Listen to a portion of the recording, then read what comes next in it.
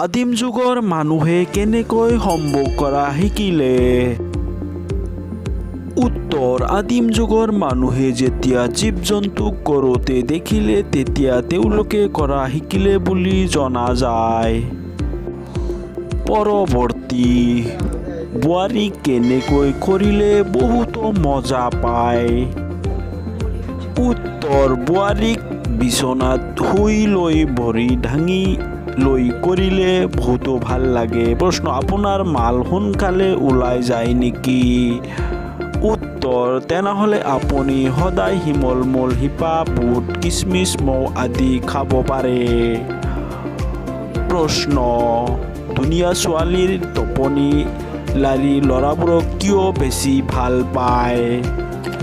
উত্তৰ, ধুনীয়া ছোৱালীৰ টুপিয়ানা মিহি আৰু কোমল হয় বাবে ল'ৰাবোৰ ভাল পায়। প্ৰশ্ন, যিবোৰ ছোৱালীয়ে বেছিকৈ কৰিব দিয়ে সেই ছোৱালীবোৰ বুজ কেনেকুৱা? উত্তৰ, ক'লা আৰু বহল। প্ৰশ্ন, কোনবোৰ ল'ৰাই মিলন কৰিবলৈ বেছি পাগল হৈ থাকে? যিবোৰ ল'ৰাই বেছিকৈ বেয়া ভিডিঅ' চায়। প্ৰশ্ন, গাভৰু ছোৱালীৰ গিদা কেতিয়া দেখিবলৈ ভাল লাগে আৰু কোমল হৈ থাকে? উত্তৰ, ৰাতিপুৱাৰ সময়ত গিদা দেখিবলৈ ভাল লাগে আৰু কোমল হৈ থাকে। প্ৰশ্ন, কিমান দীঘল লিংগ ছোৱালীৰ নাভিলৈকে যায়? উত্তৰ, 6 পৰা 7 ইঞ্চিৰ লিংগ।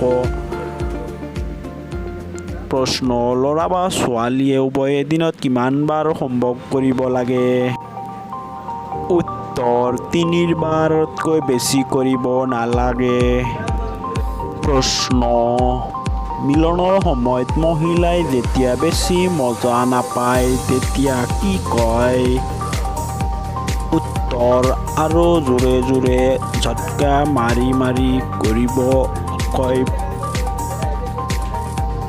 প্ৰশ্ন, গোটেই ৰাতি ছোৱালীৰ তলত লিংগ ভৰাই শুই থাকিলে কি লাভ হয়? উত্তৰ, লিংগটো মোটা হয় আৰু চাপা হয়।